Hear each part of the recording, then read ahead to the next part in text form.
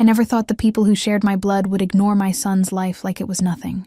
When my little boy Liam was lying in that hospital bed, barely breathing, I called everyone in my family for help. Not a single one showed up. My mother said she was busy at a party. My sister hung up after saying she had her own bills. And my brother, he sent a laughing emoji. That was the day I realized family doesn't always mean love. If you're watching this right now, hit subscribe, share this video, and stay till the end. Because what happened next will make you question your own family. I sat outside the surgery room, holding my breath while the doctors worked for hours. I sold my wedding ring, my car, and even borrowed money from strangers online. But I saved my son. Weeks later, when Liam finally smiled again, I swore to myself I'd never ask my family for a single favor. But they didn't disappear for long. 3 months later, those same people, the ones who skipped my son's surgery, showed up at my door like nothing ever happened. My mother smiled and said, "Emily, we need your help. Just a small $10,000 loan." I laughed. I couldn't stop laughing. The silence that followed was heavy, until my sister's voice turned cold.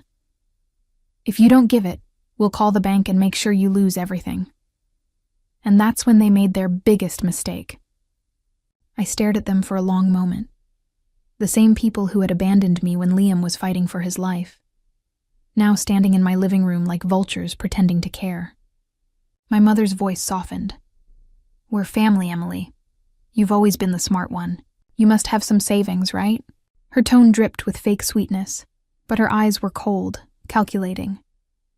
I looked at her and whispered, "You remember when Liam needed that surgery? You all said you were too busy." My brother Ryan rolled his eyes. "Come on, Emily, don't be dramatic. That was months ago. Let's move on." My laugh was quiet, almost painful. "You moved on while my son was dying." They shifted uncomfortably, but then my sister Megan leaned forward. "Look, we know you've been doing well lately. You bought this house, new furniture, even a better car. Don't act broke." Her words stung because they were half true. I was doing better, but not the way they thought. No one in my family knew I'd been quietly running an online business, working late nights while Liam slept. I'd built something real, but I never told them. Because I knew, deep down, they only came around when they smelled money. If you're still watching, drop a in the comments if you've ever been betrayed by your own blood. You'll want to see how this turns out. I looked at them and said calmly, "You want $10,000? For what exactly?" Megan shrugged. "We invested in something. It'll double fast.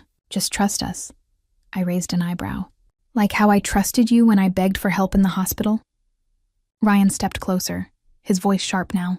"Don't start your emotional drama again. We're not here to talk about that. Just transfer the money, Emily." I smiled. That kind of smile that hides years of pain. "No." The silence that followed was thick. My mother's voice cracked. "After everything we've done for you." I interrupted. "What exactly have you done? Left me alone with a dying child? Mocked me for losing my husband? Or laughed when I begged for help?" Ryan's jaw tightened. "You think you're better than us now?" I looked him straight in the eye. "No, Ryan. I am better than who I used to be." They stormed out, slamming the door so hard it shook the house. I stood there, heart pounding but proud. I thought it was over. But it was just the calm before the real storm. 2 days later, I got a call from my bank. The manager's tone was uneasy. "Ma'am, we received a report from your family claiming you're involved in illegal transfers. We've temporarily frozen your account until we verify." My chest went cold. My family hadn't just betrayed me again. They were trying to destroy me completely, and what they didn't know was that I had been recording everything. My hands were shaking when I hung up the call from the bank. For a moment, the room felt too quiet, just the faint hum of the refrigerator and my heartbeat pounding in my ears. Liam was coloring on the floor, humming softly, unaware that the people who called themselves family had just tried to ruin his mother. I crouched down, kissed his forehead, and whispered, "Don't worry, baby. Mommy's not gonna let them win." That night, I opened my laptop and played back every voice note, every message, every time they'd mocked me, threatened me, or tried to manipulate me. See, what my family didn't know was that after everything they did during Liam's surgery, I started recording every single interaction. not out of revenge at first, but protection. And now, those recordings were my armor. The next morning, I walked into the bank wearing a calm smile. The manager, Mr. Collins, met me in his office. "Emily, I'm really sorry, but the report came from multiple relatives. They said you've been moving large amounts from fake accounts." I handed him a flash drive. "Before you make any judgment, I want you to hear something." I pressed play. Ryan's voice filled the office. "If she doesn't pay, we'll make her look like a criminal. She'll lose everything." Then Megan's laugh followed. "Perfect. Maybe that'll teach her not to say no to us again." Mr. Collins's face went pale. He sat back, stunned. "You recorded this?" I nodded. "I record everything now. Because people like them don't stop until you show them who they're messing with." Within hours, the bank reversed the freeze, and Mr. Collins assured me they'd report the false claim to the authorities. I should have felt relief, but I wasn't done. Because as satisfying as clearing my name was, they still thought they could walk away laughing. That evening, my phone buzzed. It was a message from Megan. "You think you won? You'll regret this." I smiled at the screen, my heart no longer heavy. "Just cold," I typed back. "You already lost?" "Megan, you just don't know it yet." What she didn't realize was that the flash drive wasn't the only copy. I had uploaded the full conversation to a private link and shared it with someone they never expected. Someone who would make sure this secret wouldn't stay quiet for long. The next morning, my phone blew up with notifications. Calls, texts, emails. My heart pounded as I opened my messages, and what I saw made me freeze. A video of my family's conversation, the one where they plotted to frame me, was all over social media. Someone had leaked it. The same smug voices that once laughed at my pain were now viral, being torn apart by thousands of angry comments. Megan's voice in the clip, "Let's destroy her reputation. No one will believe her." Ryan's voice, "Yeah, she's just a single mom. People like her always look guilty." Those words echoed everywhere. On Facebook, Twitter, even local news. By noon, my mother was calling nonstop. I didn't answer. Ryan showed up at my door, red-faced, sweating, begging. "Emily, take it down, please. My boss saw it. I lost my job." He sounded desperate, but I didn't move. "You should have thought of that before you made me a criminal." He grabbed my hand, almost whispering. "I didn't mean it." It was all Megan's idea. I pulled my hand away. "No, Ryan, you all meant it. You just never thought I'd fight back." He left with tears in his eyes, but I felt nothing. For years, I had cried alone. Now it was their turn to taste silence. By evening, I got another call, this time from a lawyer. "Ms. Carter, I represent several local businesses. We saw your story online. We'd like to partner with you on a campaign for women entrepreneurs." I blinked, barely processing. My online business, the one I built in secret, was finally being recognized, not because of pity, but power.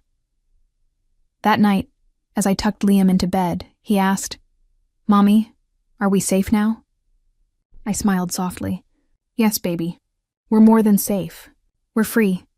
But just as I turned off the lights, my phone buzzed again. An unknown number. I hesitated, then answered. A deep voice said, "Emily Carter, you might want to check your bank account again. Something strange is happening." My stomach twisted. I rushed to log in and froze. My account balance wasn't just safe, it had tripled. Someone had wired in $30,000 under the name Anonymous Justice. For a moment, I thought it had to be a mistake. $30,000 doesn't just appear out of nowhere. I checked the transaction again, hands trembling. The sender name, Anonymous Justice, felt like something out of a movie. I called the bank to confirm, and the manager said, "It's real, Ms. Carter." The sender requested full anonymity, but they left a note in the transaction. I clicked to open it. It read, "For every mother who had to fight alone. You turned pain into power and don't stop now." My eyes filled with tears. Whoever it was, someone out there saw my story, saw my strength and wanted to help me rebuild. The same world that once ignored me now stood with me. It was like life finally decided to balance the scales. A week later, my family was everywhere. News reports, online threads, interviews.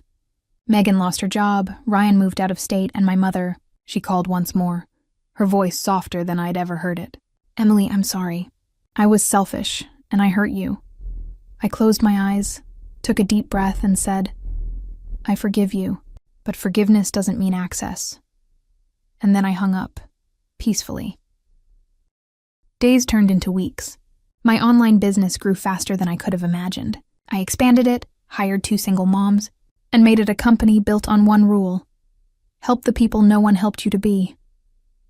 One evening, while packing Liam's school bag, he looked at me and said, Mommy, are we rich now?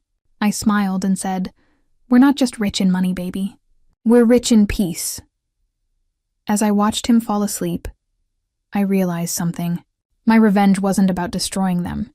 It was about reclaiming myself. The Emily who begged for help was gone.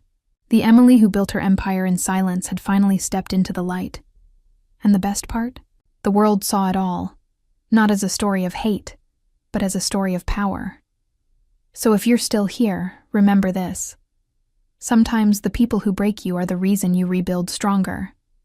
Don't chase their apology. Chase your peace. Because one day, when they finally see you shine, their silence will be the loudest apology you'll ever get.